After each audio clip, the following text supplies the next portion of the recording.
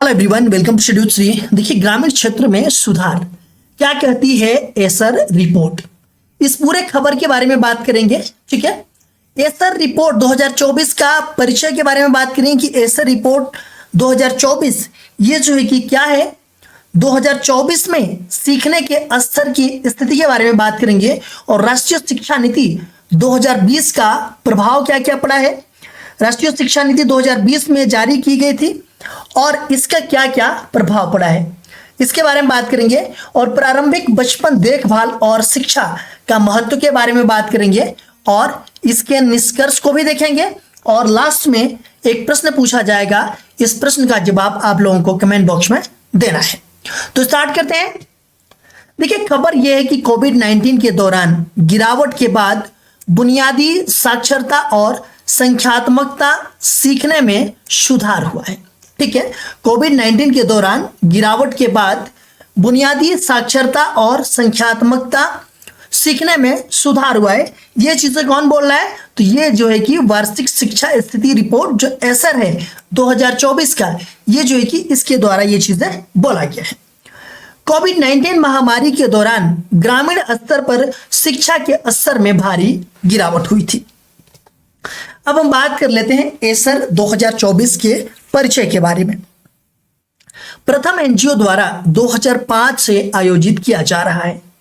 देखिए, जो ये रिपोर्ट है ये जो है कि किसी सरकार के द्वारा या फिर किसी सरकारी संस्था के द्वारा जो है कि ये रिपोर्ट नहीं जारी किया जाता है। ये जो है कि एक प्रथम नाम का एक एनजीओ है, ठीक है, उसके द्वारा जो है कि एसर रिपोर्ट जारी किया जाता है। और ये रिपोर्ट 2005 से कंटिन्यू जो है कि हर साल जो है कि ये जारी किया जा रहा है। ठीक है, बुनियादी पढ़ने और गणितीय क्षमताओं, स्कूल उपस्थिति और अन्य संकेतकों को मापता है।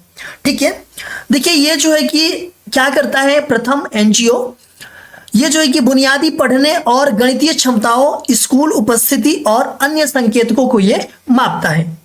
2024 सर्वेक्षण में 6,49,491 बच्चों को शामिल किया गया है, जो कि 17,997 गांव से है और 605 जो कि ग्रामीण जिलों से है। ठीक है, पहली बार 15-16 वर्ष के बच्चों की डिजिटल साक्षरता का मूल्यांकन किया गया है। देखिए, इस रिपोर्ट में पहली बार जो है कि 15-16 वर्ष के बच्चों की जो डिजिटल साक्षरता है इसका जो है कि मूल्यांकन किया गया। ये फर्स्ट टाइम किया गया है ऐसा रिपोर्ट में। ठीक है, इससे पहले जो है कि कभी नहीं किया गया था। तो ये पहली बार है जो कि 15-16 वर्ष के बच्चों की डिजिटल साक्षरता का मूल्यांकन किया गया है। वही हम बात कर लेते हैं 2024 में सीखने के स्तर की स्थिति की। तो देखिए, प्राथमिक शिक्षा स्तर 6 से 14 वर्ष के बच्चों की अगर हम बात करें तो शिक्षा का अधिकार जो राइट टू एजुकेशन है, इस अधिनियम मतलब 2005 के अंतर्गत आता है। जो प्राथमिक शिक्षा का स्तर है 6 से 14 वर्ष के बच्चों का।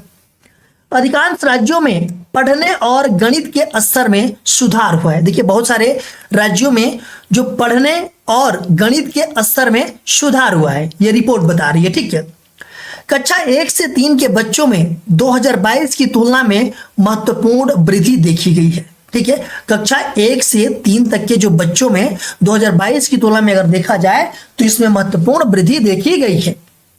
प्रारंभिक बचपन शिक्षा अगर 3 से 6 वर्ष के बच्चों की बात करें हम, तो 2018 से 2024 के बीच प्री स्कूल नामांकन में वृद्धि हुई है। देखिए, प्री स्कूल का मतलब कि क्लास 1 से जो पहले होता है उसकी बात की जा रही है। 2024 तक 3 वर्ष के 77.4% ग्रामीण बच्चे किसी न किसी पूर्व प्राथमिक शिक्षा कार्यक्रम जैसे कि एलकेजी, यूकेजी या फिर आंगनबाड़ी में नामांकित हैं। ठीक है, ये 2024 तक की बात करेंगे। जो 3 वर्ष के बच्चे हैं तो मतलब 77.4% जो है कि ग्रामीण बच्चे मतलब किसी न किसी पूर्व प्राथमिक शिक्षा कार्यक्रम जैसे कि एलकेजी हो, यूकेजी हो या फिर आंगनबाड़ी में नामांकित है। अच्छा, आप लोग कमेंट बॉक्स में ये बताइएगा कि एलकेजी, यूकेजी का फुल फॉर्म क्या होता है। राष्ट्रीय शिक्षा नीति 2020 का जो प्रभाव है इस रिपोर्ट पे क्या पड़ा है, तो बुनियादी साक्षरता और संख्यात्मकता FLN को प्राथमिकता दी गई है। देखिए, FLN, ठीक है, मतलब बेसिक टेक्स्ट पढ़ने में सक्षम हो सके और पढ़ने के साथ साथ जो है कि बेसिक कैलकुलेशन भी करने में सक्षम हो। इसका मतलब यह है 2021 में शुरू की गई निपुण भारत योजना का लक्ष्य 2026-27 तक कक्षा 3 के बच्चों के लिए FLN सुनिश्चित करना है।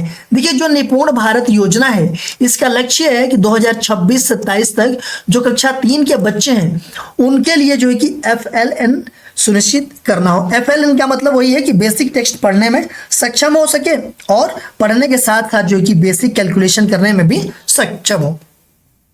FLN का स्कूलों में कार्यान्वयन 83% स्कूलों को FLN गतिविधियों के लिए सरकारी निर्देश मिले हैं।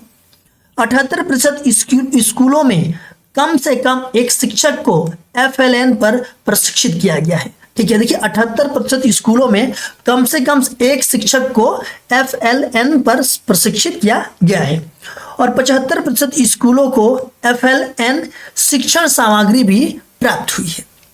अब स्कूलों में पहले से अधिक शिक्षण सामग्री, किताबें और ब्लॉक्स उपलब्ध हैं। ठीक है, प्रारंभिक बचपन देखभाल और शिक्षा ECCE का महत्व देखिए, ये जो कि early child care and education, ठीक है, ECCE की आवश्यकता क्यों है?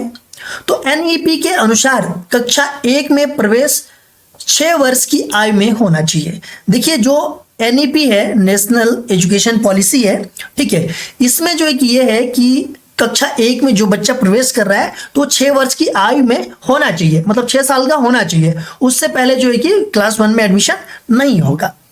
बच्चों को मानसिक और सामाजिक रूप से स्कूल के लिए तैयार करने की आवश्यकता है और 3 से 5 वर्ष के अधिकांश बच्चे आंगनवाड़ी में जाते हैं। वही आंगनबाड़ी और ECCE का कार्यान्वयन के बारे में बात करें हम तो आंगनबाड़ी में पोषण, टीकाकरण और शिक्षा को एक समग्र दृष्टिकोण से देखा जा रहा है। देखिए एक समग्र दृष्टिकोण का मतलब यह है कि आंगनबाड़ी में जो है कि पोषण का भी ध्यान दिया जा रहा है, टीकाकरण का भी और शिक्षा को भी।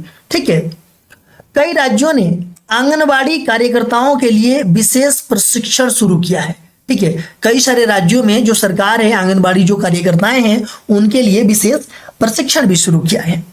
हिमाचल प्रदेश और पंजाब में प्री प्राइमरी कक्षाओं को स्कूलों में स्थानांतरित किया जा रहा है। देखिए हिमाचल प्रदेश और पंजाब में जो प्री प्राइमरी कक्षाएं हैं उनको जो है कि स्कूलों में जो है कि स्थानांतरित किया जा रहा है। राजस्थान में 5 वर्षीय बच्चों के आंगनबाड़ी और निजी LKG UKG में नामांकन में वृद्धि हुई है। देखिए इस पूरे रिपोर्ट के निष्कर्ष के बारे में अगर हम बात करें तो एसर 2024 दर्शाता है कि प्रारंभिक बचपन शिक्षा और सीखने के स्तर में महत्वपूर्ण सुधार हुआ है। ठीक है, NEP नेशनल एजुकेशन पॉलिसी 2020 और FLN पहल का सकारात्मक प्रभाव पड़ा है।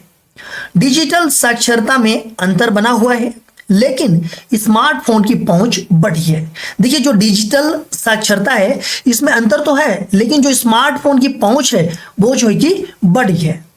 ECCE की गुणवत्ता को सुधारने के लिए बेहतर नियोजन, बजट आवंटन और शिक्षकों के प्रशिक्षण की आवश्यकता है। अब हम बात कर लेते हैं प्रश्न की। तो वार्षिक शिक्षा स्थिति रिपोर्ट एसर, जो एसर है annual status of education report, किसके द्वारा जारी की जाती है? राष्ट्रीय शैक्षिक अनुसंधान और प्रशिक्षण परिषद NCERT, केंद्रीय माध्यमिक शिक्षा बोर्ड CBSE, प्रथम NGO विश्वविद्यालय अनुदान आयोग। तो जो वार्षिक शिक्षा स्थिति रिपोर्ट है वो किसके द्वारा जारी किया जाता है ये आप लोग कमेंट बॉक्स में बताइएगा और अपने दोस्तों में इस वीडियो को अधिक से अधिक शेयर कीजिएगा। जो लोग चैनल पर नए हैं वो चैनल को सब्सक्राइब कर बेल आइकन को प्रेस कर लीजिएगा